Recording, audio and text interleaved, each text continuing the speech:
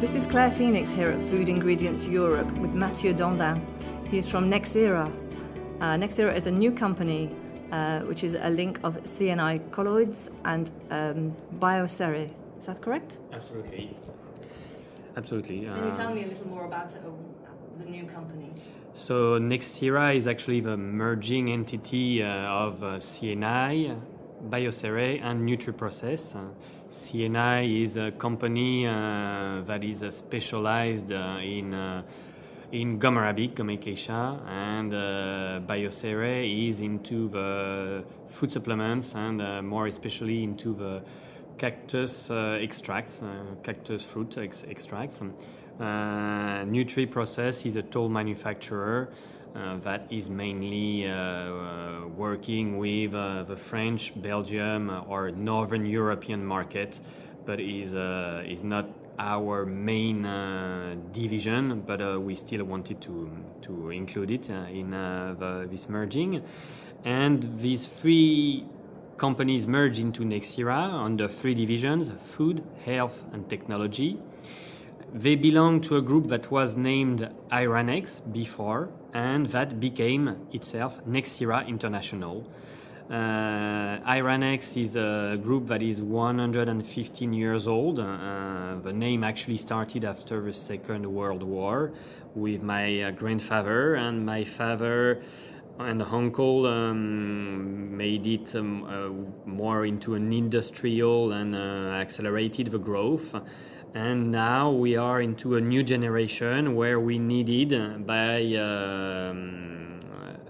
acquiring companies, to actually be visible under one name instead of having 2, 3, 4 names, and maybe in the future other names that will be under with us, to have a unique identity that is Nexira. And yeah. Which type of beverages do you work with particularly as a stabilizer? So we in the Nexira food division we have a range of emulsifiers for oil in water emulsions. Acacia gum is very often used as an emulsifier and for its emulsifying and stabilizing property. And we have, I would say, a standard range that is renowned and well known in the flavor industry.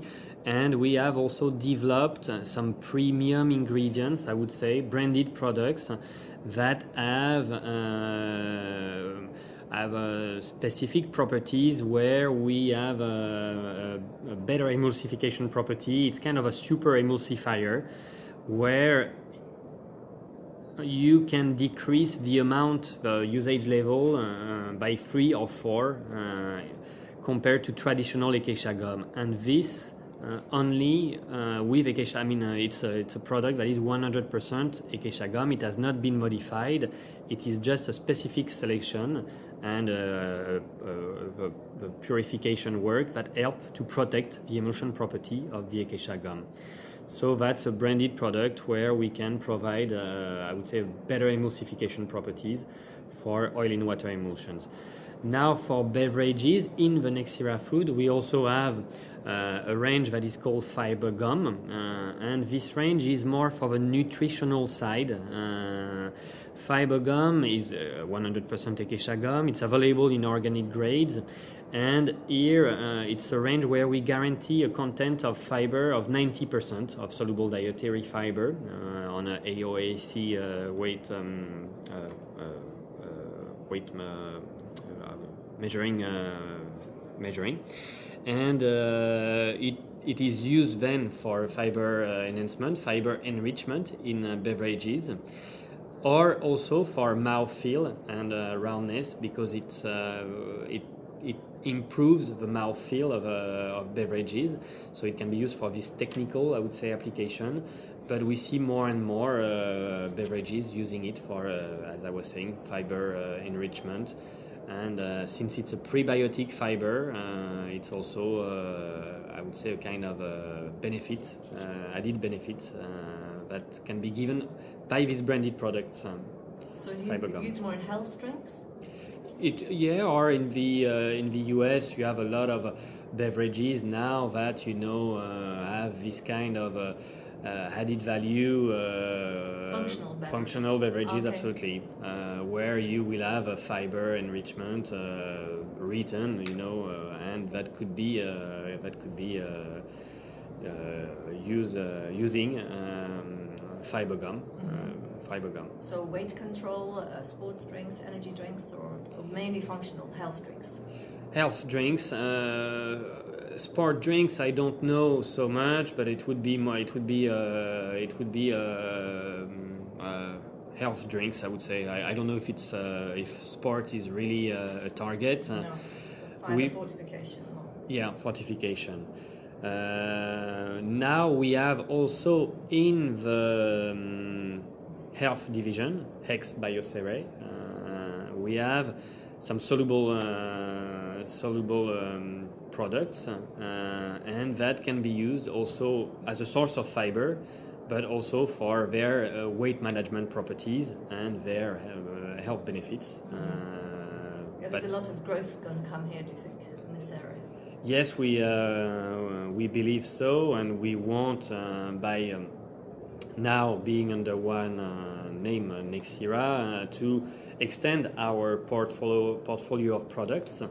And we are today launching a product in the food division this time that is called Fiber Gum Crystal Pure. That this time is a fiber enrichment, of course, as we discussed before, but is very innovative and excellent properties, because it's the first range of or the first acacia gum product that deliver a transparency and a turbidity that is very interesting for the beverage industry, compared to traditional acacia gums that have a tendency to be very yellowish or with a turbidity that can sometimes prevent using them in some beverages. So this allows for clear drinks. That's the main, which exactly. People are looking for more and more. Yeah. Absolutely, and that's why we called it Crystal Pure. Crystal for the crystal, of course, clarity, and pure because it's a purification process that help to get this result. And here it's the same. It's there is no chemical modification. We stay on that natural as a natural ingredient, and with no modification. Strictly 100% acacia gum, and just purification work on that product. And does it work well with vitamins and minerals and other functional ingredients? It could, yes. I am not so aware of with vitamins and others. Actually, it's a good question, because I'm discovering it. We could ask to Sebastian exactly how it interacts, but I believe it would be okay. So the main thing really is satiety and calorie reduction. Is that right? You can have a satiety, and satiety it's not a proven effect, but you could have it. Caloric reduction, yes, because it's acacia gum is 1.3 kilocal per gram, while conventional sugars would be 4 kilocal per gram. That is interesting. It's a polysaccharide that was agreed for that in the US. That's for the US. I'm speaking for the US market. And the caloric reduction is interesting, and the fiber is really an area where in the US right now, not only in the US, all around the world, but in the US there is a very big focus because I think that, as you know, the obesity problem go now with a replacement with fiber, for example. Yeah, people have been eating an awful lot of processed foods, and they are looking for clean label, organic. I live now on the East Coast, and I confirm that there is a very big trend of organic in cities like New York. It's amazing. There is a very big trend of even people who are drinking vegetarian. I would not believe it was so big, but there is a very big trend, and they drink smoothies and fruit juices where this kind of fiber can go, of course. and they are looking for health benefits, and that's interesting. And the clean labeling is very important too, GMO-free, kosher, halal also, of course. But the GMO-free, as I was saying, is important, and more an important part that Nexira in general wants to confirm the commitment. It's in sustainability, and I think that it's important to mention because I think that a lot of companies in the last few years started to do sustainable and communicating a lot, while we have been doing it for a long time, for decades, because we want to protect the raw material and the material of acacia gum. Otherwise, it could be a disaster for local population and the environment. People don't realize how important this raw material and this tree is in Africa, and we have been working since the 70s in sustainable actions, and we want to communicate about it because I think it's not only a marketing thing, it's just a fair thing for us, because I think that we cannot hide it, you know. So you're being an ethical company, and also you want to protect the source as well as protect the people whose whole livelihoods depend on it. Yeah. Absolutely. Yeah, it's social, environmental, and economical for in Africa, and it's very important to have some connections, of course, there, but to maintain the sustainability for the local population who are cropping, who is cropping it, and the tree also. And we will continue our commitment for that. Just one final question. Which trends have you observed that you think are particularly going to affect the food and drink industry over the next few years? Obviously, you're saying the interest in fibre, but other areas and ethical and clean label, you're saying. But anything else? I think ethical and clean labeling and environmental is something that, in general, in whatever the industries, I think that more and more now there is a necessity. I don't know if it's sometimes just a marketing or if it's a real desire to go in that direction. But I think it's one side. Fiber, of course, the clean label. I think, as I was saying, I was, for example, very something that I was surprised. Generally speaking, in the food habits, it's the vegetarian. To see in the US so many vegetarian. Do you think this translates to Europe as well? Maybe it will come soon.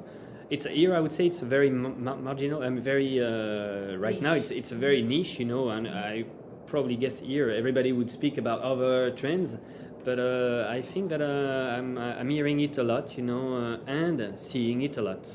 I'd just like to ask you where the acacia trees are from and when they crop, when the harvest is. So acacia gum is only coming from Africa, from the Sahel Desert part. It's 15 to 16 countries, with the main producing countries that are Sudan, Chad, Nigeria, Cameroon, Mali, Mauritania, and other countries around. The cropping season is from December to April, and this is the dry season. This takes place during the dry season. So in the rough conditions of this region, that is a desert, it's a specific product that can be cropped at that time, and it's almost the only harvest possible during that time, and of course a source of revenue. And you have to give a rough estimate and to give an image, you have a total annual production of 70,000 metric tons, and each tree produces 1 to 2 pounds. So if you consider the amount of trees that are involved, it's probably dozens of millions. And it means that with local populations where the tree grows wild, there is no cultivation, there is no plantation. You have millions of people who are cropping the gum arabic during the dry season, and that are involved in this. And it's very important to protect that raw material for them, so that they can get a source of revenue, but also to avoid having the tree being cut, because if they don't get source of revenue, they will cut the tree, because nowadays it's a better source of revenue to have wood fire and wood fuel if there is nothing from the tree. So the people would cut the tree, and then it's an environmental disaster.